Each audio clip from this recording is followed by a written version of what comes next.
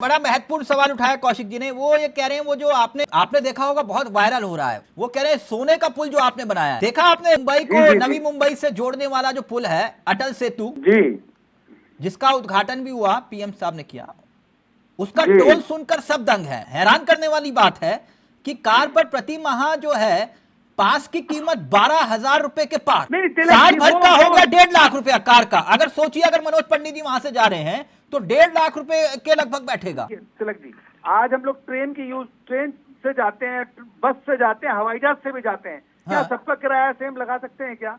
आप मुझे बताइए।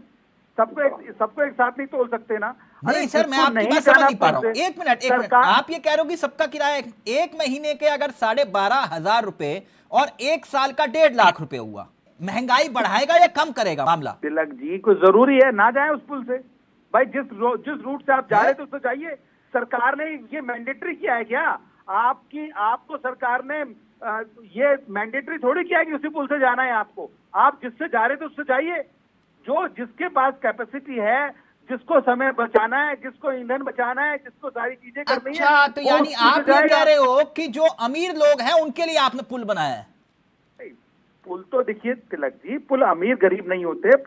पुल बनाने का सिस्टम ये है कि सर आप तो कह रहे हो सरकार ने जबरदस्ती थोड़ा कहा है कि मत जाओ, जाओ वहां पर।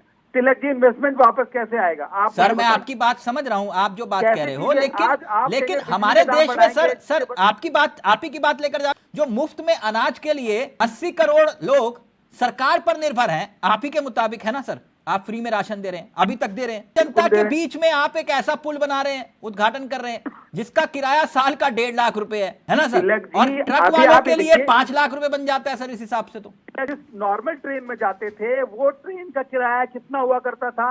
आज वंदे भारत में जाते हैं, कितना किराया है? जहाँ पेट्रोल डीजल की आवश्यकता आने वाले 5 साल में पेट्रोल डीजल की आपको समझ लीजिए आवश्यकता ही नहीं पड़ने वाली। अच्छा, यानी 35 रुपए का पेट्रोल नहीं मिलेगा? इलेक्ट्रिक गाड़ी, अरे तिलक जी, आप खरीद 35 रुपए लीटर पेट्रोल मिलेगा आपको। और बताइए, जब पेट्रोल डीजल की जब आपकी इलेक्ट्रिक गाड़ी होगी, आपके पास चीजें होंगी, तो आप 35 रुपए का पेट्रोल देंगे सर? आप बिल्कुल देंगे।